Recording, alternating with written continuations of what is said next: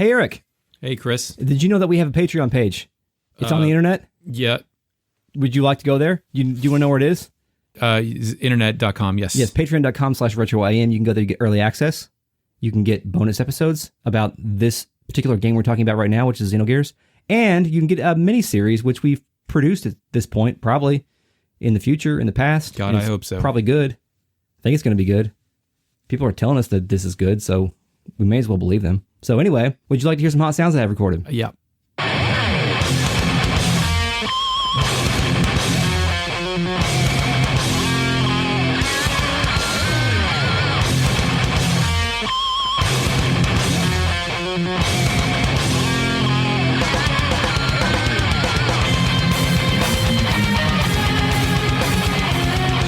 Welcome to Retrograde Amnesia, a comprehensive podcast series about Xenogears. Let's continue to recontextualize our memories and seek new truths using this video game. My name is Chris, and I am joined by Eric. Hey, Eric. Episode 31. 31, we made it. We're in our 30s now.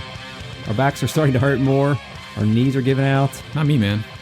You mean physically or metaphorically? Physically. Oh, okay. Metaphorically, I'm a broken husk of a human being. Yeah, okay. Physically, checking. I'm in tip-top shape, dude. I'm a little bit of both. So yeah, Nissan, it's safe. From the cronies of Shakhan, right? That's where we left off, right? I think so. That was 3 weeks ago. Yeah. Where did we leave off, Chris? Well, according to my notes, Nissan is safe from Shakhan and his ethos cronies, and Faye is impatiently waiting to execute the plan to kick butts in Solaris. That's right. That particular plan is to destroy all three gates on the Ignis continent, or somewhere on the planet, I guess. Right. And we've got to go there and beat up some dudes to destroy these gates. And for some reason, we now know that the Gate 1 is right next door to where we just were. Yeah, the chapter is called Gate 1 Margie. I don't really know why. Margie's not in this chapter. I know. Let's get the actual chapter. What do you think? I believe the actual chapter is called Gate 1 Margie. No, I mean the actual chapter, Chris. No, I believe it's called Gate 1 Margie. I think you're wrong. Let me give you 3 selections. Okay, I was going to try to guess before you gave me the selections. Fuck you.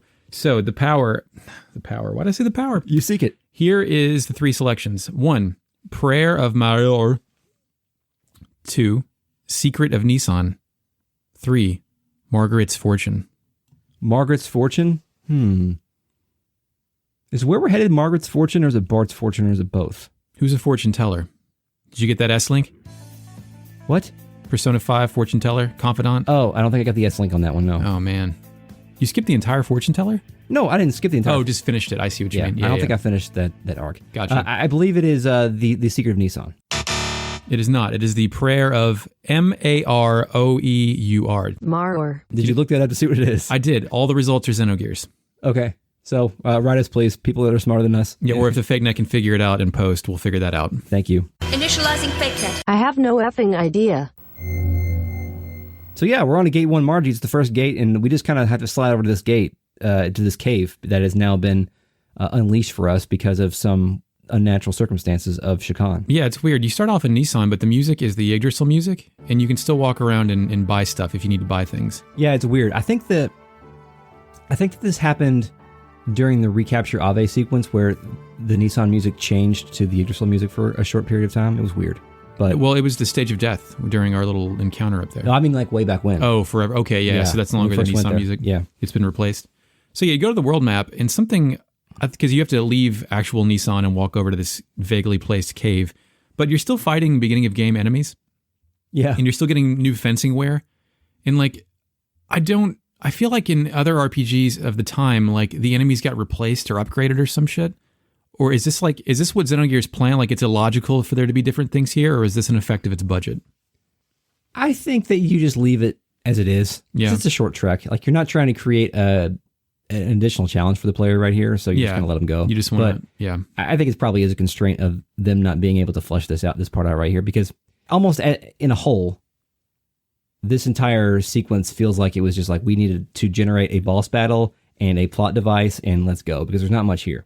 No, you go to, it's like on the left side, and apparently this has been here the entire time. Did you try to approach this area before we were assigned to it?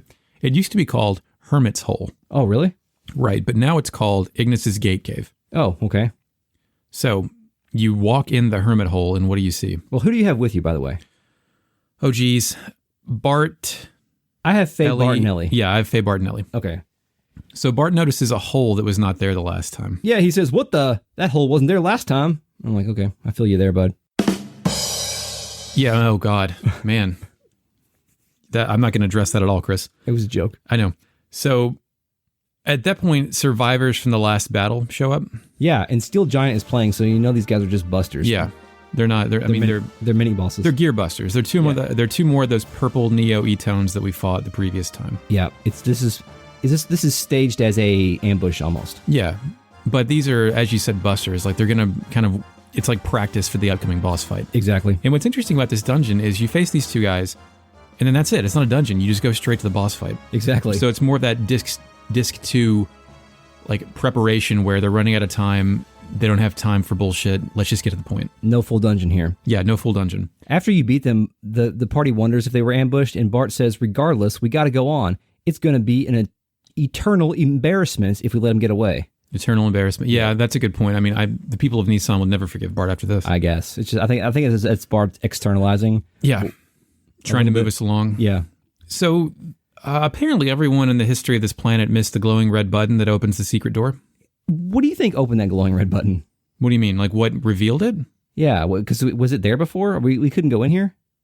Oh, I'm not entirely sure if you could go in. That's actually a really good question. We do find out later that Shakhan knew about this all along. Yeah, of course. So that's probably why it's open. Well, I want to say it was there. Elly imagines that they would have found it if they had gotten to this cave first. Like, surely it couldn't have evaded their sense of direction, even though Bart couldn't open his own secret hideout last chapter. Yeah, that's true. But nonetheless, I think that no one could open it because this was under the Ethos/Solaris control. Oh, they're maybe they use some kind of illusion magic that is not yet revealed to us. Or they just had the key. Yeah. One or the other. But when you go through that door, you go all the way through and you are at the gate generator. Yeah, there's a weird buzzing noise in the room. It sounds like Grahf's phasing.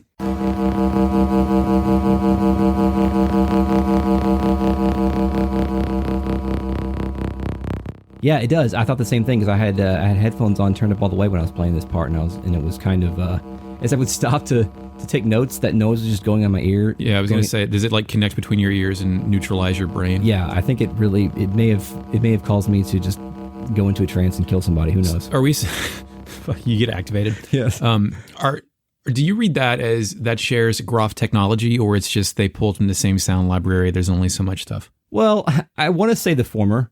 But it's probably the latter. Yeah, I want it to be the former, that like there's some shared tech and like this is a sample of what Grahf's got to give to us. But that is an interesting point if we read it that way, because Grahf basically has gating abilities. Yeah. He has the ability to transfer himself across the world. And I mean, these gates aren't necessarily gates. They're just a cloaking devices. Yeah. Yeah. But nonetheless, it's fun to think about it that way. But the gate is actually a pillar of green energy surrounded by these 3 long platforms.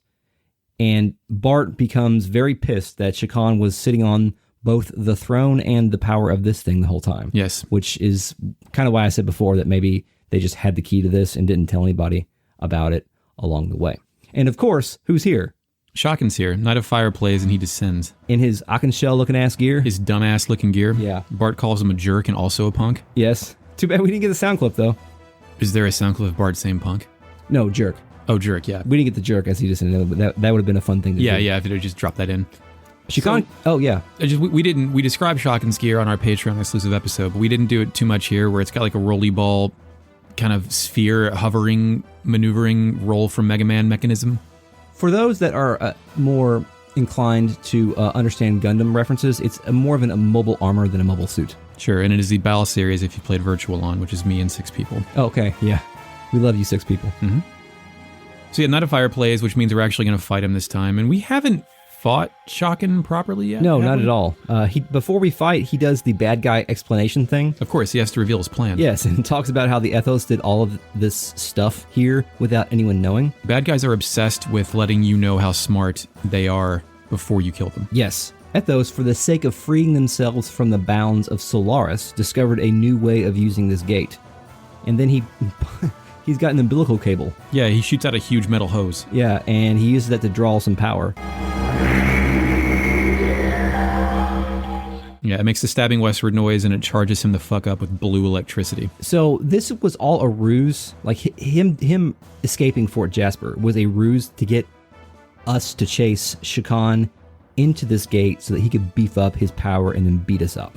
I didn't even think about that. I think that was That the plan. actually makes total sense. He may have even alluded to that. He as needs well. some additional power to power himself up. Yes, exactly. And remember when he descended into Fort Jasper, there was very little battling going on. It was mostly us just owning his cronies. And he decided, well, I can't beat you guys, so he escaped knowing that we were on our way here. So he's always one step ahead of us, basically. Exactly. And at this point, as we'll see throughout these 3 gate chapters, everyone is one step ahead of us. We are just better than them at fighting. So, Yeah. So it doesn't matter. But nonetheless, he has some problems getting it up here.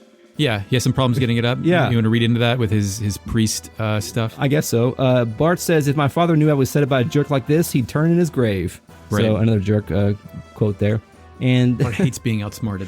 I love this part here. It's a great pre-boss moment, not only because of what's about to happen, just because it's perfectly setting up the entrance that is about to occur. Because Shakhan's like, I don't really need that power anyway. I'm just going to beat you guys up. Never mind with my whole master plan. I'm just going to beat you up. Yeah, and raw then, strength. Yes, raw strength indeed. And then, of course, we get the flash.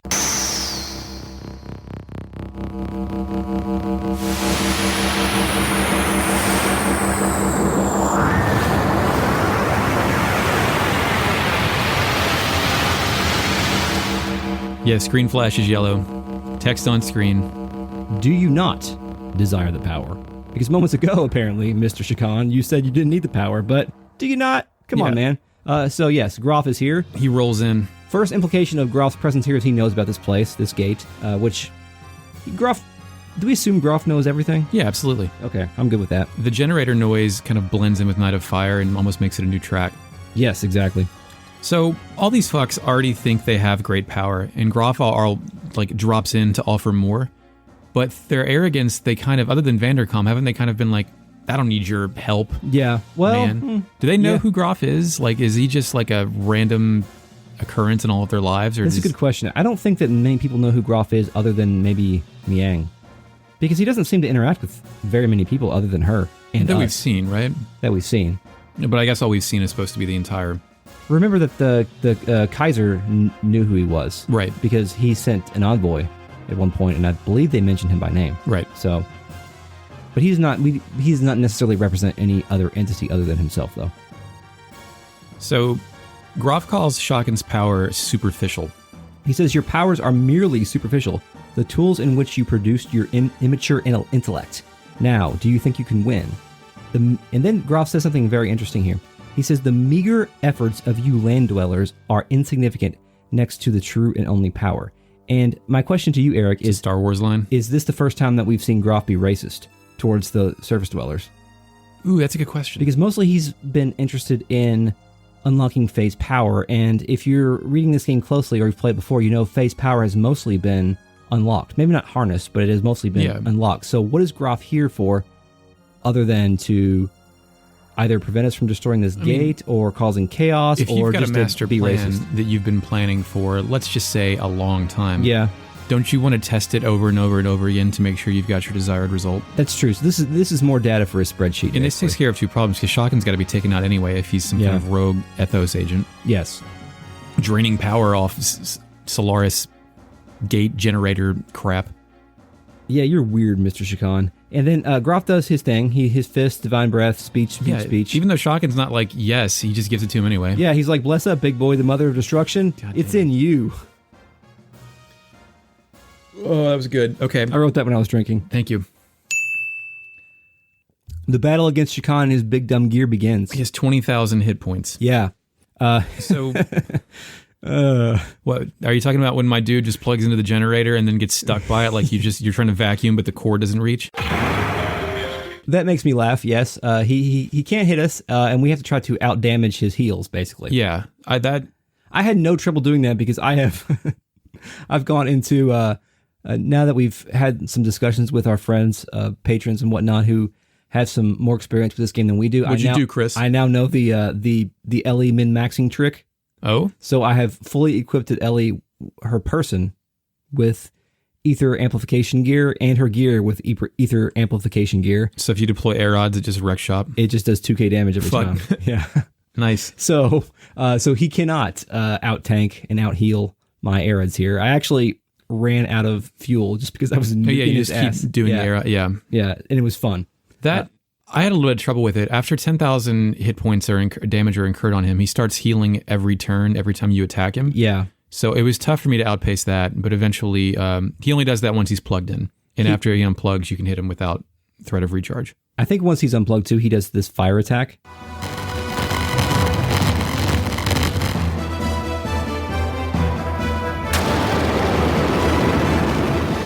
And that motherfucking fire attack will crash your PlayStation Classic if you are not careful. Really?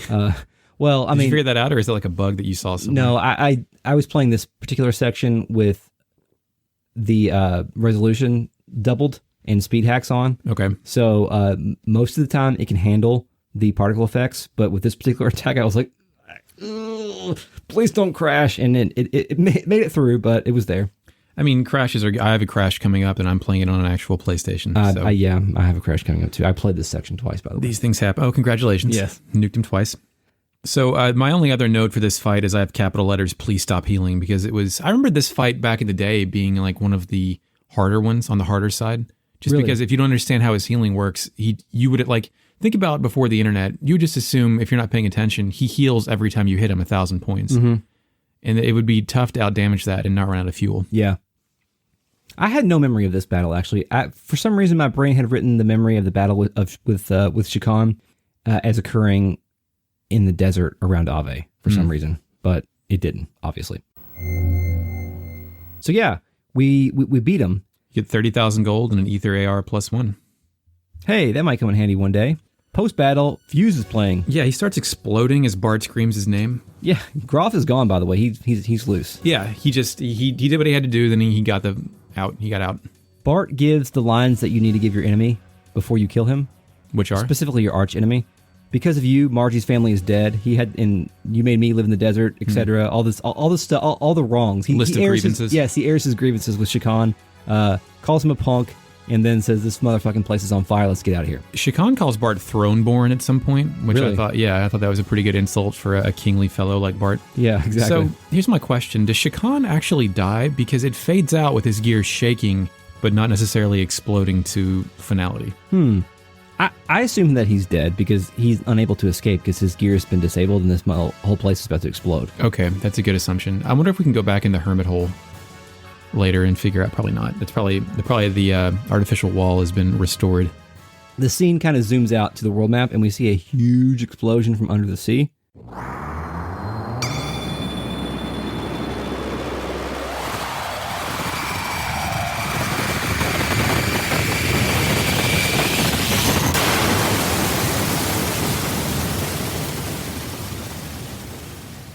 And lightning bolts and all kinds of good particle effects are occurring here on the world map as this gate explodes. Boils out of a nearby ocean. Yeah, for all of the sort of corner cutting that we've seen lately in this video game, they went all out in the world map destruction. They put some time into this. There's some transparency effects, some particle effects. It was a nice looking lightning blowing up out of the ocean effect. Some dude was just waiting to build this. Yeah, he had some great lightning tech he was itching to use. Yeah.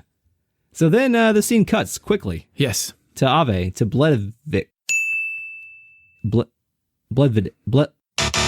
You got this. Bledvik. Correct. Bledvik, thank you. Welcome. And a rustle bustle is going on. There's a lot of people chatting in the background. It's the same noise that was used, I think, during the tournament. Yeah, it's like a 2.5 second noise of crowd chatter that gets repeated over and over. Bart is in a window looking out to the crowd, but before he addresses the crowd, he looks at Faye and says, Faye, if anything, I'm your friend, right? Sig, you won't change. No matter what I do, will you? And then Mason is worried. He's like, what the fuck is Bart going to say? When someone does this shit, you know what it reminded me of? What? Bud Dwyer. Okay. Do you know who Bud Dwyer is? No.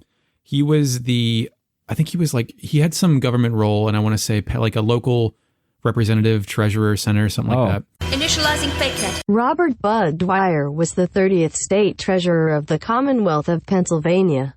In the late 80s, and he held a press conference because he was under investigation, and instead of saying, here's what I want to happen, resign my post, he shot himself on live television. Okay. So this sounds like one of those things where you go like, hey, you trust me what I'm about to do here, right? And you're like, you need to clear, what are you about to do, man? You're about to speak to all these people. What are you weren't going to like suddenly like turn over the monarchy, are you? Well, I have Bart's entire speech written out here. Would you like me to read it? Let's do it. Okay. Do you think I'm going to fumble through this? Only if you try it in Malibu Bart voice, which I don't recommend. I don't. I thought about doing a bit here, but I'm just going to read the speech. Okay, let's do it. So Bart approaches the balcony, speaks to his whoever's left in Ave at this point. Yeah, and actually it is interesting because Bart shifts tones here. Like he starts speaking very formally. And I noticed this too because he refers to himself as this one or one. And I've noticed that in anime when certain characters, the character I think about is Kenshin from the series Rurouni Kenshin. It's a good series, but don't ever read about the person who wrote the manga, please. Initializing fake net. Yikes. I looked it up. Nobuhiro Watsuki was in possession of a considerable amount of child pornography. He refers to himself in this weird kind of quasi third person thing where he refers to himself as this one. He never says, I'm going to do this. He says, this one is going to do this. Like the jellyfish creatures in Mass Effect. The CSEC officer requests that this one purchase an evangelical permit to spread the truth of the Enkindlers. Yes, exactly. It's a very, very similar. They're a collective with a shared mind. Yeah. Well, this is not the case, but he does refer to himself as this one. And Bart whenever he collective. sort of reverts to his former killer self, he starts talking in more direct language. So we got some identity issues here? Yeah. Well, I'm not going to get into Rurouni Kenshin. Okay. All right. But yes, there is some identity issues where he's trying to suppress his old self and be his new self because his new self is good. So Bart is doing a similar thing where he is putting on for the crowd because he's not talking in his Malibu Bart voice. Right. He's talking in his regal Bartholomew voice. Yeah, he's Bart versus Bartholomew. Yes, Okay, yes. good. So, My good people of Ave, this is Bartholomew Fatima, the 19th king of Ave, son of Edbart Fatima IV, the 18th king of Ave. First, one must apologize for the trouble caused by one's unavoidable, lengthy absence from the palace. One especially wants to give one's condolences to those who lost family in the war with Kislev. One will immediately call a truce with Kislev and begin reparations to the victims of both countries. All citizens drafted as soldiers will be allowed to return home. Let us work together towards the rebuilding of Ave. One also has another final but important message, a declaration from the will of Edbart IV, who wished only peace for his kingdom, Ave. I, Bartholomew Fatima, the 19th king of Ave, do hereby declare, from this day forward I shall abandon the monarchy and create the Republic of Ave. Cheers. Not bad, Chris. I think the part where I stepped on the very last word. And cheers. You know, I think you could have... Cheers. Cheers. I keep doing it. Cheers. The fucking cheers. The main takeaway here is that he relinquishes the monarchy and creates a republic, which to me seems like a bad idea. As soon as he says that, exclamation points pop out of Mason and Sigurd's head. Yeah. You're like, oh, fuck, dude. I'm obviously, I mean, it's 2020. This is our first podcast we recorded in the year 2020, by the way. That's right, Chris. But if you're an enlightened ruler and you are on the throne and you feel that you are just and you are right, you may want to rule a little bit before you sign the Magna Carta. Mm-hmm. It's like, let me implement my policies and let me right the ship and then create a republic. I mean, monarchies are generally a bad thing, but I feel like if you're going to rewrite the entire government structure, you may want to tell your secret half-brother and butler about that first. Well, yeah, that too. And, you know, creating a republic, I mean, you've seen Star Wars. Yeah. So it's difficult. Yeah. Failure and success. Yeah. He also releases his servants, Sigurd and Mason. Yeah, he tells them they're free to go, as if they're under some kind of like slave type thing. Yeah. And they're like, well, whatever you're doing, you're going to need help with that. I mean, they both have acted their whole lives as being bound to the throne. Yeah. I mean, Sigurd did everything he did with Solaris because of this. Like, they have no other skills. Their skill is serving Bart. Mason sold all his shit and opened a bar on a sand cruiser. Yeah, for an educational room that no one ever uses and Billy just hangs out in. Poseidon hangs out there too sometimes. Yeah, that's true. So yeah, this is a good guy Bart move. I think, like we said, both Mason and Sigurd ask if he'll need, quote, capable assistance for whatever his plans are next. Yeah. I like this, you know, in the 2022 version of the Xenogears remake version 4.2. This is the part where you unlock the ability to send like your servants on missions. Right? Yeah, to build up. Yeah. Get upgrades like in Xenoblade 2, actually. But instead of violence, it's like making reparations and stuff. Yeah. It's interesting they use the word reparations there. You know? I feel like that's more of like a modern word for what, I mean, it's not a modern word, but I feel like I've heard that more now than I did 10 or 15 years ago. So yeah, Bart is, I mean, there's no point for a war with Kislev anymore, especially since they know he's pulling the strings on that shit. And also, we never really figured out why they were at war. Yeah. I mean, it was all just a ruse to create. Essentially, the war was created so that both sides would be rushing to excavate gears, because the more gears that were excavated, the more excavation sites you could rule out did not have anima relics. I think that's why it exists. It's important to keep a constant state of war in the desert. Yes. Or in America, since we were 20 years old. So then, it's night. Bonds of Sea and Fire starts playing.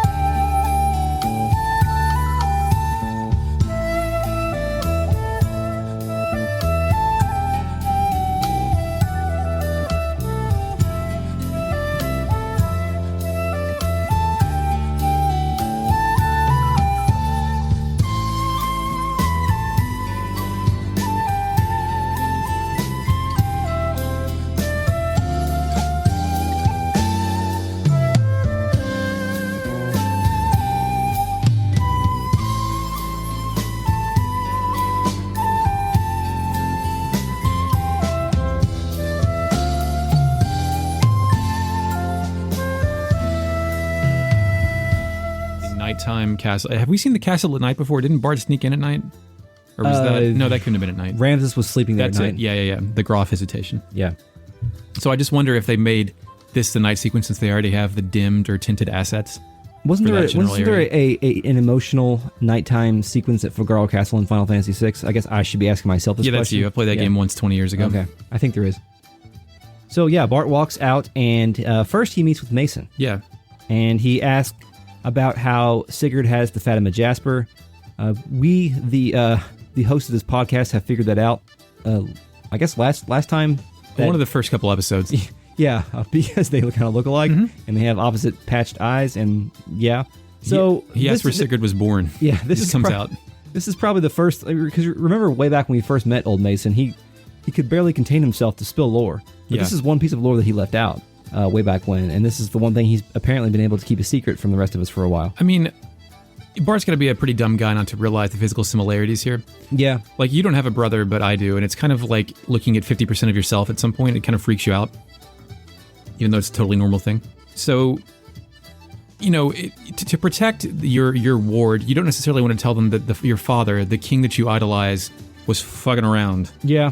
Although, isn't this framed as like... So, Mason tells Bart that his father fell in love with a girl from a sect that wasn't Ethos or Nissan. Yeah, which is kind of an interesting bit of world building. Right, that there's a third sect out there. Yeah. Or maybe fourth, fifth, whatever. But it's framed as in before he was married, like a teenage affair type thing. Yeah. So it wasn't necessarily cheating on whoever Bart's mother was, who I don't think we've heard anything about. No. But then the old Mason says the woman abandoned his father and disappeared with the child. Yeah. After their affair. Yeah.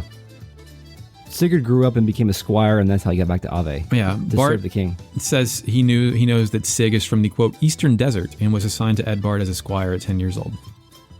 So that's kind of like a weird, like, Edbart had to know that, like, he was doing a favor for his baby mama at a certain point. Like, yeah, come on, kid, you can come be a squire for me, whatever.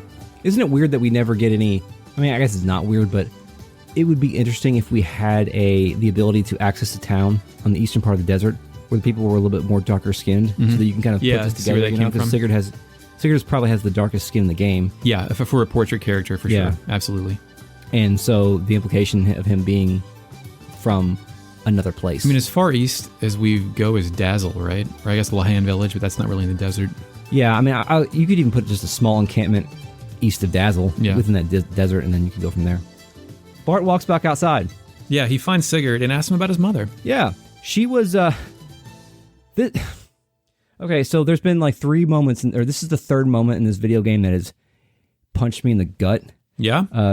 To recap, the first one was when the kids couldn't go play outside because it was full steam in Kislev. Some kids said that. Yeah. The second one was the when you return the bell to the kid in the orphanage. Oh, yeah. And say your dad's dead. That was some fucked up shit. The third one is this moment, too, because Sigurd tells Bart that that his mother was told by a doctor that she didn't have long to live, and she feared death so much and not being with her son, like not being there for her son, that she died, that she left him. Yeah, she was reluctant to get attached to anyone. Yeah. And to this point in this video game, during my adult playthrough, this was one of the biggest gut punching moments, because the idea of not being around for I'm a parent, so the idea of not being there for your kid, like dying in a plane crash or something, is a existential dread that I live with every day. Yeah. Maybe even more than like regular people. Like that's the one thing. I think about dying every day. Yeah, but like, I don't want to, I don't want to go there, but I don't have that dread when I'm in a car, but like when I'm away, I'm like, I got to make sure I'm safer when I change lanes now because of this. Oh yeah. Because of that dread, that dread that like is in the back of my mind. So yeah, this moment was like, oh shit. Greater realization. I was just thinking about that yesterday. Their father never knew about this, about Sigurd being his son. Oh, he didn't? When he came to Squire form, he didn't notice that he looked just like, well, I guess Bart didn't exist yet. Yeah, but that's a good point. Sigurd says that he still treated him like a son. That's good. That kind of suggests like the benevolence and goodwill of Edbart anyway. Yeah. That he was just good to everyone regardless of affiliation. But the weird thing is that Bart says that his father had mentioned sharing his inheritance with his brother. Yeah. So you gotta wonder if there's a localization issue, or if there's another one somewhere that they don't even know about. I don't know. My guy's got a lot of kids. Maybe he knew he had another kid, but he didn't know that Sigurd was that kid. I bet with like, maybe Sigurd's mother did not tell him, but the king has an information network, right? Yeah. So he may have known, but respected her choice. Yeah, that's true. Sounds like a very Edbart thing to do. Bart was very confused by all this, but never really questioned it to this point, which is a very, very Bart thing to do. Yeah. So. Yeah, never really examining it. Do you have Bart's sign-off line for this sequence? Mm-mm. It's really good. He says, "That's all I wanted to say. Good night," both of the exclamation points, which is definitely him pulling the ripcord on the conversation to just get the hell out because he can't handle it. Doesn't that effectively end Bart's arc? Yeah, I think this is what we're doing with Bart, right? He has his Omni gear. He hasn't put the screws in Margie yet. I don't know if that necessarily happens in this game. I don't think so. I don't think so either. You know, I think we're at the point where characters are getting around to their development, and Bart, being our first friend, is now getting closed out. Yeah, he's really one of the only ones where his arc was spaced out between 2 or 3 different significant moments. Right. And I imagine he'll still have like some corny Bart dialogue, but the Fatima Jasper, the fort, all this stuff happening, this is all Bart-centric, and I can't imagine we stay here for much longer. Yeah, there's probably no more sections where we have to take Bart, unless the party is being divided into a couple different sections. Right. Then we're at the dinner table. Yeah, Chu-Chu is sitting at the goddamn dinner table. Yeah. Put animals at the table, man. Chu-Chu needs a booster seat, too, because only her, like, eyeballs are, like, just hovering above, and no one's calling attention to this. Like, I understand Chu-Chu is a capable fighter, but I'm not sure if they have enough tactical...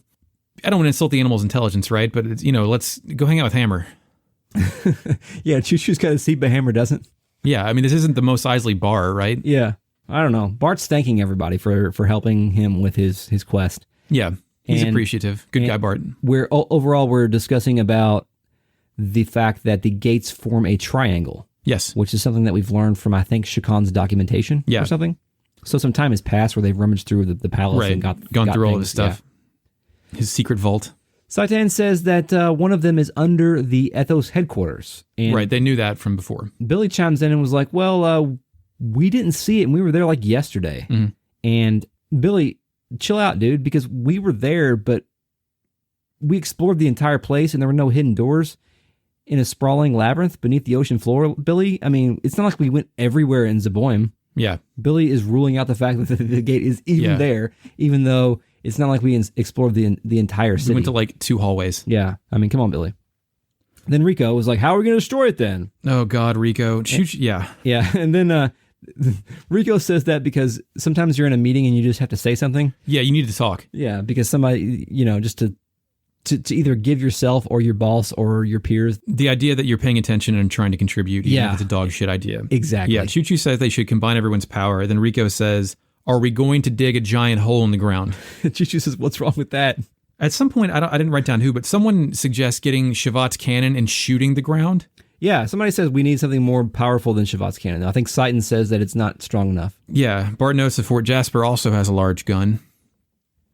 Yeah, he's like, I've seen something somewhere. Oh yeah, I accidentally fired a giant cannon 4 hours ago. Yeah. At Fort Jasper. That's exactly why that happened. His dumbassery provided him with an idea, like any kind of comic superhero. I think we kind of thought that was a weird sort of non sequitur, but I guess that sort of mini sequence pays off right here. So just to reiterate, our plan at this point is all these guys want to fire a gun at what the next part of this is there's a mirror that they figure out is on Babel Tower. Yeah. And reflect that into the ground. That's our plan. Saitan comes in and he says, solve the puzzle. And then he starts talking about how he knows this now because he's figured it out. We don't know how, but he's figured out that Babel Tower and Jasper are from the same civilization. Saitan is making the logical leap here that the gun and the mirror were designed with one another in mind. He has the same level of confidence in this plan as he did in the fact that the Seisbon and the Oxen were like sister gears, and they both had offsetting abilities to shoot themselves down, and he's kind of on a roll. He's on a heater. Yeah. He's taking Kansas City -6 this week, and they haven't lost a Monday night game in 3 weeks, and he's on a heater. Okay, let's go. He's putting all his money on this particular plan. Rico is adamant that the mirror's just going to bounce back and fucking kill them all. Yeah. And Rico has a right to be concerned here because Saitan came up with this plan pretty haphazardly. Yeah, but so far Saitan's been secretly right about everything because he knows how this shit actually works. That is true. But we don't know that, so Rico has a right to fear. Saitan is a brilliant strategist, but he's not outwardly such. It's a messed up plan. Like, the thing, I think it's interesting they're pulling that facet of Babel Tower out because when we saw that on the Ramsus battle platform, we wondered, oh, that's a weird kind of art installation they have up here. Yeah. But have you ever reflected a laser off a mirror in any kind of experiment? I have not. No, I've not done that. We did that in geometry. And when someone brought a marble, and when you reflect something off something that's like a sphere, it's not a perfect angle to bend the thing. So you're better off with like right angles in this shit. Yeah. It's a video game, so whatever. It is true. Yeah, but Saitan again says this is all predetermined.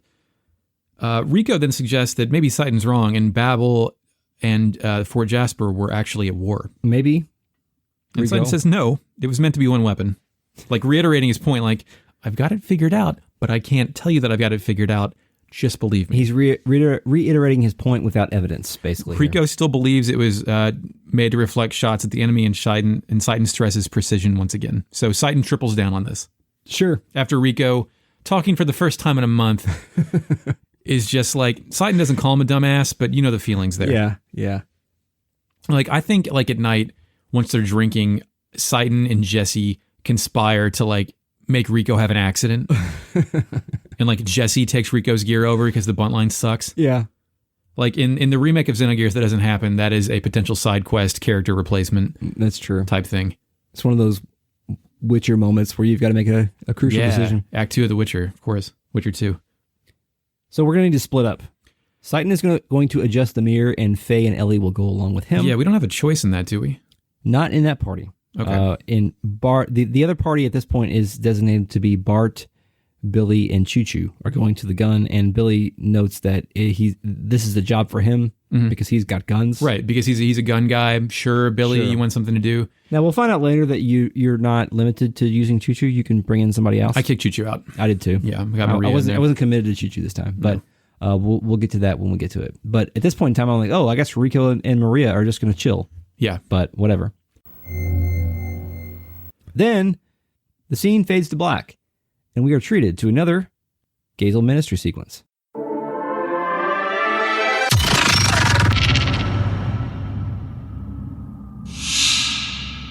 Allowing the contact with Shabbat. Not only Shabbat, the Ignis defeat, the Thames retreat, and yes, even El Wu, you. Useless. As always. A failure to begin with. You are trash, Ramsus. What did you just say?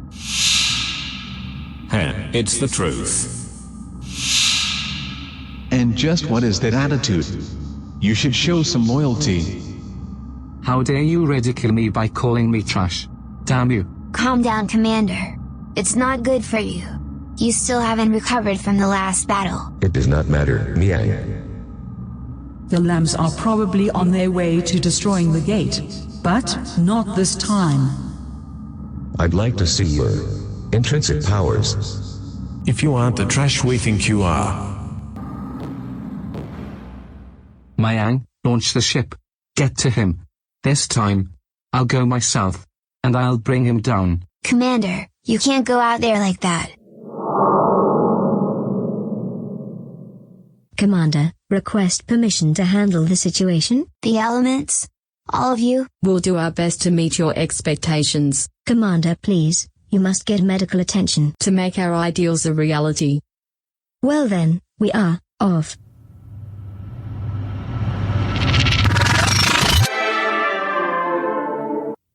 So this was our first sequence where Ramsus was in. Yes. And I'm kind of running low on voices for this stuff. Oh, yeah. Like I'm expending all of the tools available. So Ramsus originally in my tests had a English-German accent. Yeah, that sounds good for But it didn't read very well. Okay. Like it was undecipherable. So I gave him a Welsh accent instead. Oh, that works too. Yeah, he's a little, I wanted to make him sound like a kind of a pissant weenie. Yeah. And it doesn't quite get that, but it's a very calm voice that you can tell is, I tried to make it like a mixture of resolve and then like no selling slander sent his way. When you concocted this particular bit for the Gazel minister sequence, did you remember that there were going to be like regular characters in these scenes? You mean, well, in the Gazel sequences, for the Gazel voices, I have a reverb effect on, and the humans don't have that. Oh, okay. So there should be a slight difference there. But yeah, Miang's in this scene, and she has a really kind of clear voice, and then I made Dominia and Kelvana both British ladies. Oh, yeah. I don't know if that matters, but they kind of finish each other's sentences in this sequence too. So there's some interesting wordplay with the timing and spacing and all that stuff. Well, the accents align with the accents that were given to some of the Xenoblade characters, so it works out. Oh, really? Yeah, it's a good point. So yeah, the ministry is basically undressing Ramsus for being owned. They roast this dude. Yeah. They call him trash multiple times, wonder if he's good for anything. So I mentioned this before earlier, but I was playing with double resolution at this point. Yeah. With no artificial scan lines or anything like that. I was just had the straight experiment. up, just experimenting. And this was the first time that I noticed that the portraits for the Gazel ministry have fake CRT lines in the portraits. Oh, really? Isn't that cool? That's cool. Yeah. It's super cool. I mean, they have color bars too, right? So you assume that they are cathode ray tubes in there. Yeah, they have fake scan lines. It's really phosphorus neat. guns in your technosphere. So yeah, they call him trash. Yeah. Dude, bruh. They call him trash. And he's pissed. And Miang tries to calm him down and indicates that he has not recovered from the last battle, which I think the last battle was him getting owned by Faye at Babel Tower. Babel Tower, yeah. right. And he got pretty messed up there too. The ministry would like to see Ramsus' intrinsic power, which I'm not sure what that is. Yeah, I mean, I guess power drawn out of him or something like that. I have some translator notes on the bottom of this at a certain point. Once we finish it up, I'll read those. Okay, Ramsus, I just have a note that Ramsus tells Miang to launch the ship so he can get to him, and Miang doesn't want him to do this, and that's when the elements phase in. Kelvana first comes in and asks for permission to do this instead, and then all 4 element sprites appear, and they state that they are going to go off and help, and then they're off. Yeah, they sense that Ramsus is in a fragile state, and they don't want him to hurt himself because the elements genuinely care about Ramsus. Yeah. Like, Miang is debatable whether or not she actually cares about him, but they actually seem to look up to him. So you think the elements look up to Ramsus in a genuine way, or are they just like accessory fangirl groupie? I think it's a mixture of talented fangirl groupie, and they seem hardcore into the military shit, and you want to respect your commanding officer on that. And like, Ramsus is top dog in Solaris, right? As far as we know. And we know that non-government. And Ramsus's whole plan of attaining power in Solaris was to sort of create a infrastructure where non-pureblood Solarians can ascend. And that's what he's done with his elements, right? And that's exactly what's happened, because we've seen some. Plus, you saw what happened with the last elements. That's true, and we've also seen, or we kind of can intuit at least that. No, we know explicitly that Dominia is not a pureblood Solarian, because she said that, and we can also kind of Seraphita probably isn't either, because she's likely a demi-human, right? So, and then Talon's a cyborg, yeah, right? So it's likely that they do have some genuine affection or respect for him. So yeah, that's interesting. So in the study guide, instead of calling Ramsus commander, Miang and the elements refer to him as Excellency. Oh, okay.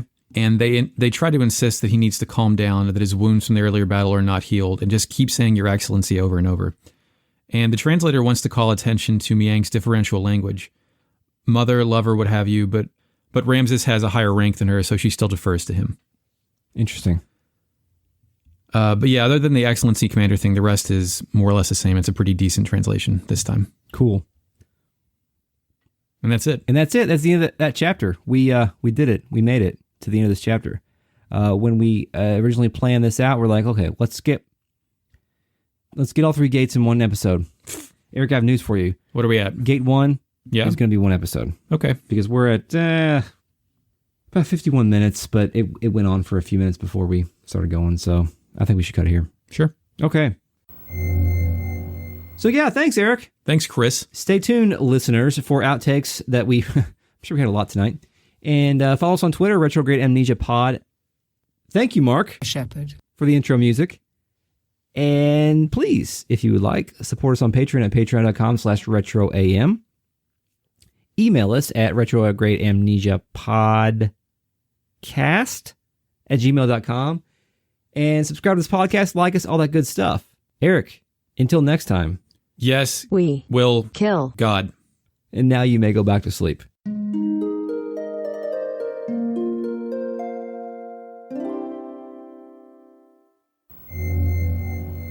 Fake Net's going to help me out. Or just don't go to sleep if you don't want to. It's fine. Stay up. It's your life. Stay up all night. I want to ask you a question. Oh, yeah. Did you want to get kinky tonight? Oh, yeah.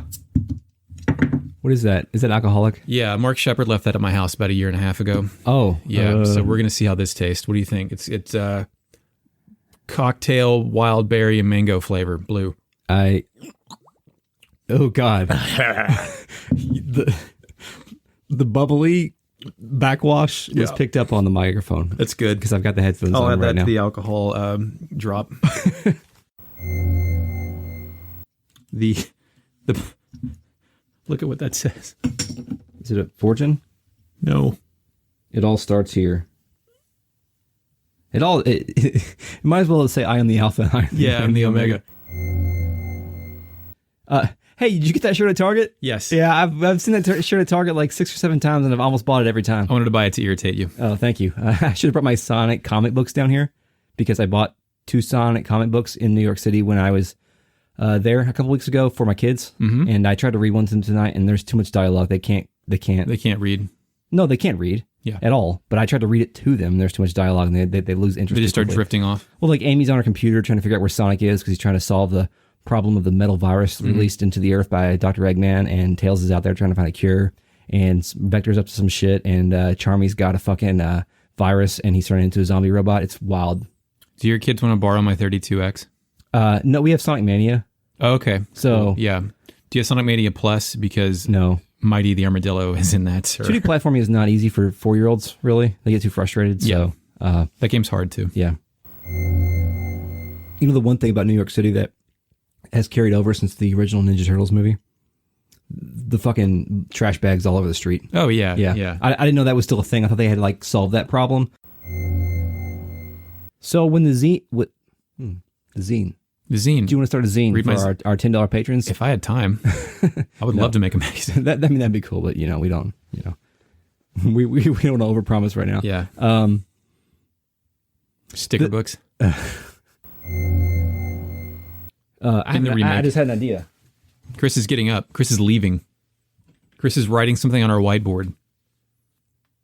Chris is writing something on the bonus episode. Chris is left-handed. I can't read what the hell Chris is writing because it's left-handed. He's marking it out and he just made a damn mess. Sorry. I have ideas all the time. I got to write them down right away. I'm sorry. This is going to make the editing hard. We should do a bonus episode on the Xenogears manga because it's been all translated. Okay. Yeah, definitely. That's a good idea. I'll have to teach you because there's a thing about Sigurd in there. That's what made me think about it. Sorry. Okay, go ahead. Bart walks back outside. I went to about 3 different shops when I was in New York of places that sell like Asian, Japanese specifically books. There's like this one bookshop that has tons of manga and all kinds of stuff like that. And I was like, porno. Yeah, I was like, if I come across, and they had a big game book section. I almost bought this big old hardbound book full of Amino artwork. It was like cool. $50. Yeah. And it would have caused my suitcase to go over the 50-pound weight limit and made me pay another $50. Nice, so just throw your clothes away. That's true. But I almost bought it because it looked awesome, but it was $50, and I was like, I probably shouldn't do this. But I did make I did resolve that if I were to come across a Perfect Works, I would buy it. Yeah, I've generally operated. I mean, I don't know where the hell I would do that in the city, but yeah, I should have gotten that in Japan.